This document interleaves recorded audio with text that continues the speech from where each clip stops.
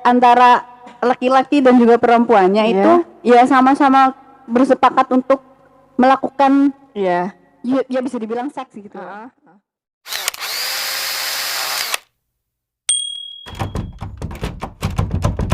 Oke Mbak, sekarang kan tadi kan Mbak sudah nanya-nanya kan tentang aku, gantian dong kalau boleh. Oh boleh silakan. Sekarang Mbak udah punya pacar belum? Kalau untuk sekarang udah. Berarti udah jomblonya udah berakhir ya? Udah, alhamdulillah udah. Satu organisasi kah atau satu kampus kah? Kebetulan kita LDR, cuma memang LDR. Saya ketemu ya memang satu organisasi sih, cuman LDR. Beda kota berarti ya? Iya. Udah berapa lama Mbak? Baru 1 bulan ini sih. Baru 1 bulan. Apa yang membuatnya Mbak tuh mau menerima dia? Sebenarnya sih ngalir aja sih ya. Karena saya juga kenal sama dia nggak terlalu lama sebenarnya. Saya kenal sama dia itu 1 bulan.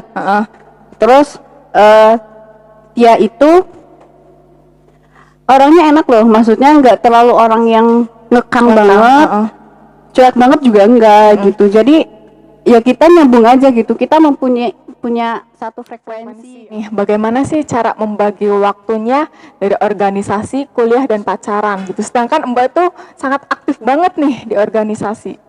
Oke, sebenarnya sih nggak ada cara khusus untuk membagi antara pacaran, terus kemudian organisasi sama kuliah. Karena kebetulan ya aku kuliah semester tua gitu kan. Jadi ya masih banyak waktu lah gitu. Terus juga kalau masalah organisasi, kita sama-sama di organisasi yang sama dan kita juga mempunyai jabatan yang sama. Jadi ya tanpa saya berkoar-koar, ini loh saya sedang ini itu gitu. Ya dia udah tahu. Intinya ya kita saling percaya aja sih. Semisal saya mau apa gitu, dia mau apa ya sebisa mungkin walaupun mungkin gak dibales, tapi ya kasih kabar. Semisal ini aku ada acara ini gitu. Ya nanti semisal dia buka HP, oh dia udah tahu nih saya lagi ini gitu. Jadi ya kita ya fokus sama diri kita masing-masing sih sebenarnya, karena memang kebetulan kan saya juga LDR nih. LDR ya lumayan jauh juga gitu kan. Jadi ya yang penting saling percaya, saling komitmen seperti itu. Nggak ada cara khusus untuk membagi waktu antara organisasi, kuliah sama quality time sama pasangan sih nggak ada. Intinya sama-sama percaya aja. Enaknya punya pacar yang seorganisasi atau sama-sama aktivis itu bisa mengerti gitu ya. Iya memang enaknya seperti itu. Cuman ya pasti ada dukanya lah gitu kan. Dukanya mungkin kalau misal kita memang lagi butuh banget dia pengen cerita tentang apa, tentang mungkin aktivitas kita, kelelahan kita gitu kan. Pasti kan uang kita udah punya pasangan nih, pasti kita juga pengen meluapkan segala emosi kita ya sama pasangan kita. Betul. Pasti kan seperti itu. Tapi kan saya juga gak bisa nuntut nih. Saya juga gak bisa nuntut bahwasanya dia harus selalu ada buat aku gitu.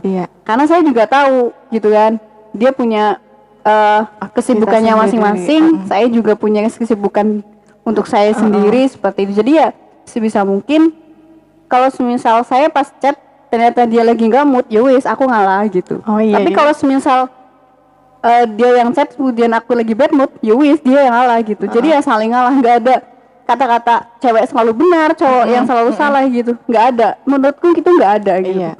Itu sih persepsi masing-masing seperti itu ya, karena salah ataupun benar itu ya menurutku hanya soal penilaian aja sih seperti itu. Nah sekarang nih Mbak Sel, kan kalau masyarakat awam kita nih, apalagi kalau cowok-cowok mungkin di luaran sana itu banyak sekali yang memandang bahwasanya pacaran itu hanya untuk nafsu gitu ya. Iya betul sekali. Itu bagaimana Mbak? Kalau menurut saya pribadi ya, kalau misalnya memang tidak sependapat nggak masalah gitu. Silahkan berpacaran gitu, tapi kita saling mensupport untuk hal yang positif gitu. Entah dia ketika kita bersama dia bisa membuat kita lebih baik lagi gitu, atau mungkin hubungan kita sama Tuhan lebih baik lagi gitu. Jangan sampai ketika kita pacaran malah jauh malah blengsek gitu sih. Dan menurut aku tetap harus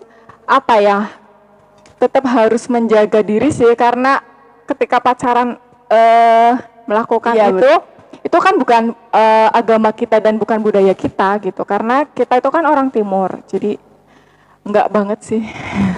Tapi kan kalau sekarang ini ya pastinya masih banyak lah, apalagi sekarang itu siapa sih yang nggak punya HP gitu kan. Pasti kan pengennya itu ya ngikutin tren gitu kan. Kayak semisal bikin video yang memang ya seperti itulah, pasti tahu kan itu gimana ya, maksudnya kan gini,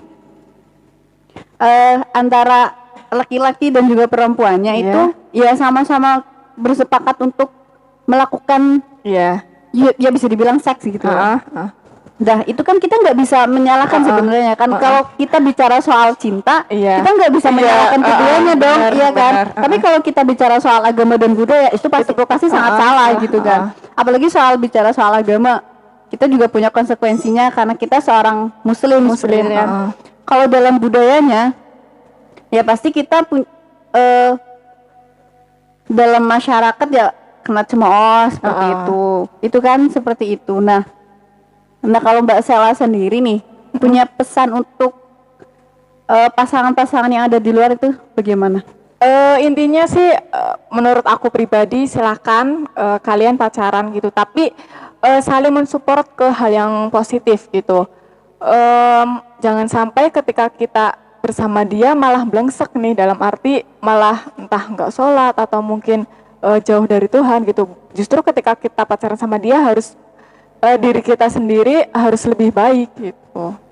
Menurut aku gitu sih. Oke, untuk pembahasan kali ini mungkin kita cukupkan terlebih dahulu ya. Terima kasih untuk Mbak Sela nih atas waktunya gitu kan, atas pembelajaran untuk kita semua, apalagi sekarang itu kan ya mana sih yang nggak tahu soal pacaran gitu kan. Anak SD aja udah pacaran. Nah itu karena mungkin generasinya enggak ya. Oke.